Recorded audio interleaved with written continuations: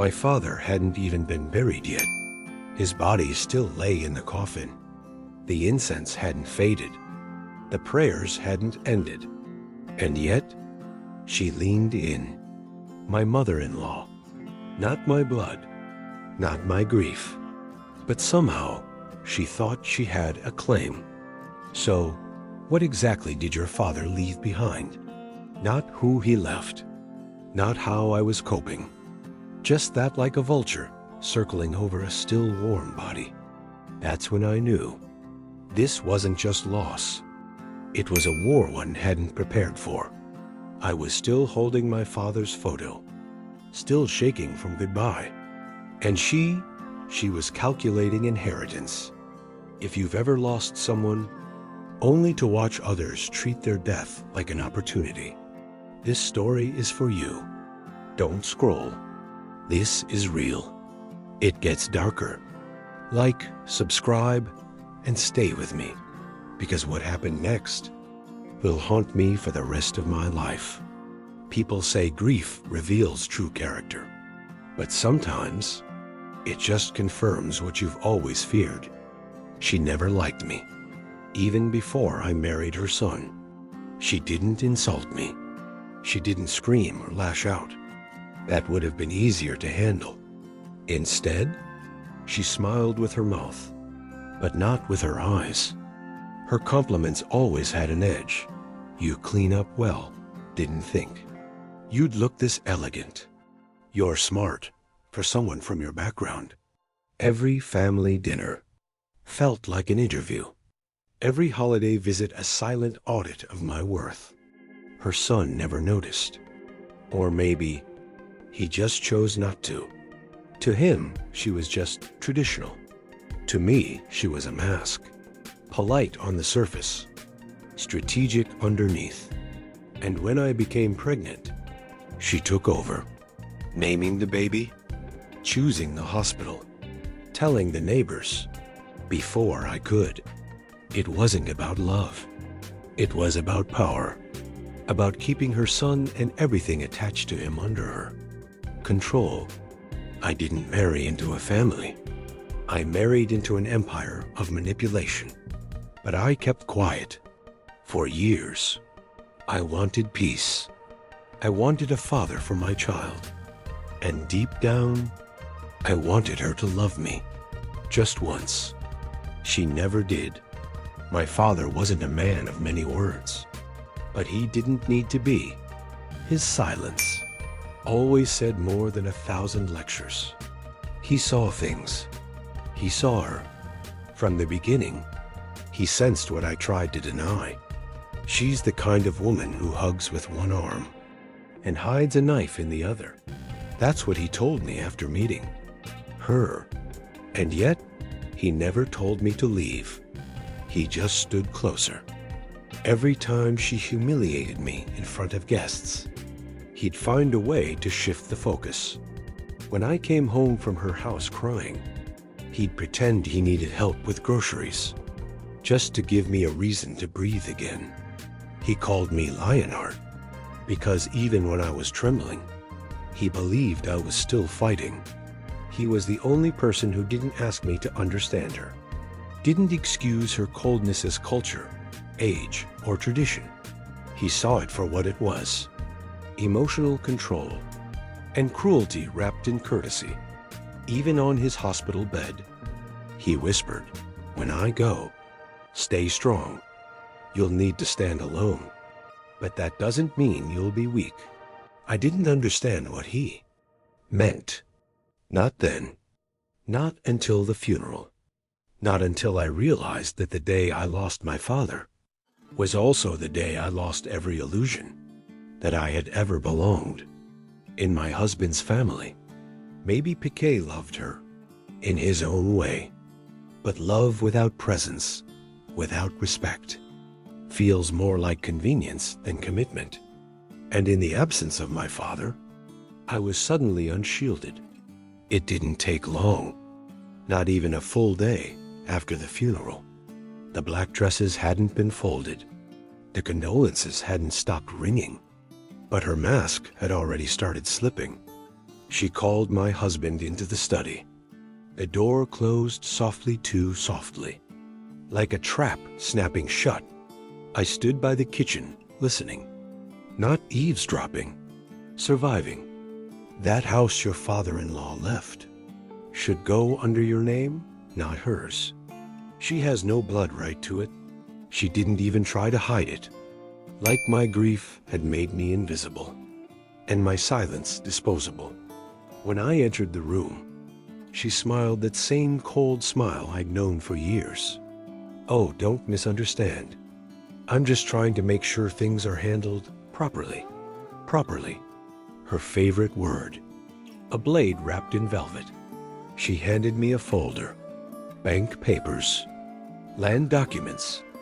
Even an unsigned note. Supposedly from my father. She claimed he wanted the house split. That he didn't trust me to manage everything. But the signature, it wasn't his. Too rushed, too straight, too forged. When I questioned it, she gaslit me. You're just emotional. You're grieving. Don't make a scene. Scene? As if being gutted in your own living room was just another drama performance. She tried to make me question my memory. My logic, my place in the family. She used the language of concern to wage psychological warfare. I'm only protecting my son. Your father would have wanted this. Don't make this harder than it already is. But it wasn't about my father's wishes. It was about hers. Control, power, ownership. She didn't want my grief. She wanted my silence, and she almost got it. Funerals are supposed to be sacred, a time to cry, to remember, to let go. But mine was hijacked by whispers in corners, by forged signatures, by a woman in black who wore mourning like a costume, but moved like a strategist. At the memorial dinner, she gathered the family. Uncles, aunts, cousins, people who hadn't spoken to me in years. She raised a toast. To my father? No. To family unity. To doing what's best for everyone. And then she said it. Let's discuss the future of his estate. My hands clenched under the table. My fork bent. And suddenly, I wasn't grieving anymore. I was burning. Is this what he died for? For vultures to circle before the ground's even settled? The room went quiet. No one spoke. Even my husband looked away. He wasn't just silent. He was complicit. Because silence, in moments like this, is betrayal too. I stood up. My voice shook. But my eyes didn't. You want to talk about property? Let's talk about the hours I spent holding his hand while he took his. Final breath. Let's talk about who he trusted, who showed up when it counted. She tried to interject, but I kept going. You don't get to rewrite his will with your fear and your greed. You don't get to steal what was never yours. One of the cousins looked down. Another got up and left. The air cracked with tension, like a room right before a thunderstorm. And then she smiled, so dramatic, just like your mother. And there it was, the knife beneath the velvet, the dig she'd been waiting to throw. For years, I didn't reply. I didn't need to, because in that moment, I knew this wasn't grief anymore. This was survival, and I wasn't going to lose. I didn't sleep that night. My father had just been buried, but I wasn't grieving the way people expected. There were no quiet tears, no rocking back and forth, no candles lit for peace. I was pacing, heart racing, mind burning. I wasn't mourning a death. I was mourning a betrayal. Not just hers, my husband's, my family's, even my own, for staying silent all these years. They say grief makes you fragile, but for me, grief made me see clearly. And what I saw was a woman who had spent years making me feel like a guest in my own marriage, who used polite words to cover poison, who smiled while counting what she could take, and who chose the day I lost my father to try and steal the last thing that made me feel safe. It broke me, not with a bang, but with a quiet collapse. I sat on the bathroom floor, hugging my knees, watching the mirror fog from the shower I never stepped into. And I heard my father's voice in my mind.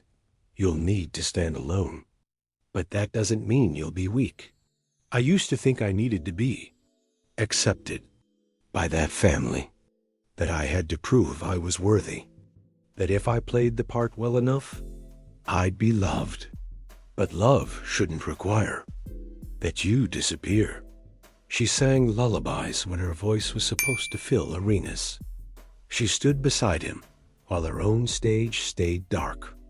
I realized then I had turned into a shadow of who I was, just to fit in with people who never saw me anyway. That night, I opened the safe where my father had kept his personal letters, and I found it, a handwritten note dated 2 weeks before he died. It read, "To my daughter, I know they'll come for you. I know you'll want to keep peace, but don't. Keep the house. Keep your dignity. Keep your fire." I cried, but not the broken kind of cry. This was something else, a release, a spark. And when I wiped my tears, I didn't feel weak. I felt ready. The next morning, I woke up before the sun. No alarm, no plans, just clarity. I brewed coffee for myself, not for anyone else, and I began the work of reclaiming my life. I called the notary who had handled my father's affairs. I sent copies of the fake documents she had presented. I filed a legal claim, not because I wanted a fight, but because I finally understood. Peace is not the absence of conflict. It's the presence of boundaries. I didn't scream. I didn't curse. I documented everything. Emails, phone calls, her subtle threats masked as family advice. And when she called, again, this time softer, saying we could work things out like women, I replied with 6 words, "Speak to my lawyer." Not me. She was stunned. She thought she still had control, that I would fold like before, that I needed her acceptance. But I had something she'd never understand, my father's fire. And this time, I wasn't alone. I had proof. I had purpose. And for the first time in years, I had myself. My husband? He remained quiet, which spoke volumes. I didn't leave in rage. I left with dignity.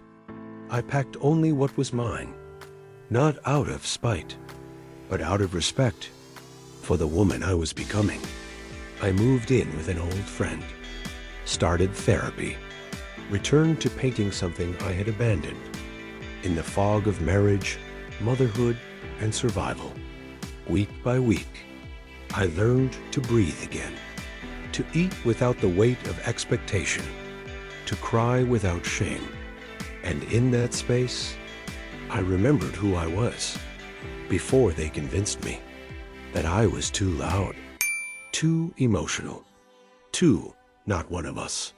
Turns out, everything they tried to strip away was the very thing that made me strong. Some people say forgiveness is freedom, that letting go means healing.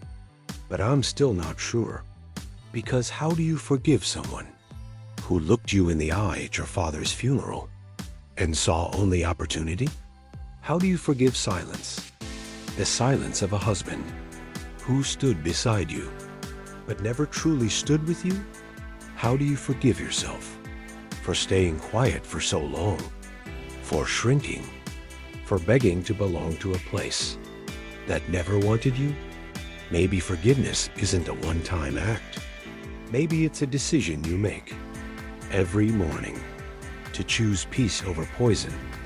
Some days, I still hear her voice in my head, still feel the sting of her kindness, still wonder if I should have fought harder or left sooner.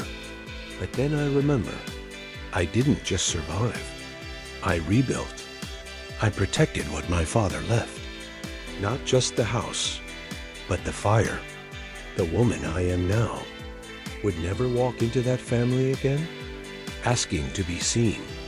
She already sees herself, clearly, fiercely, finally. And if you're watching this, and you've been made to feel small, ashamed, unwelcome in a place you were supposed to call home, this story is your story too. Would you forgive? Would you walk away? Or would you fight for what's yours? Quietly, powerfully, and completely? If this story touched you, drop a comment below. Share your story. Let's stop surviving in silence and start healing together. Like this video, subscribe to Lies Unveiled, and never forget, sometimes the greatest revenge is simply choosing yourself.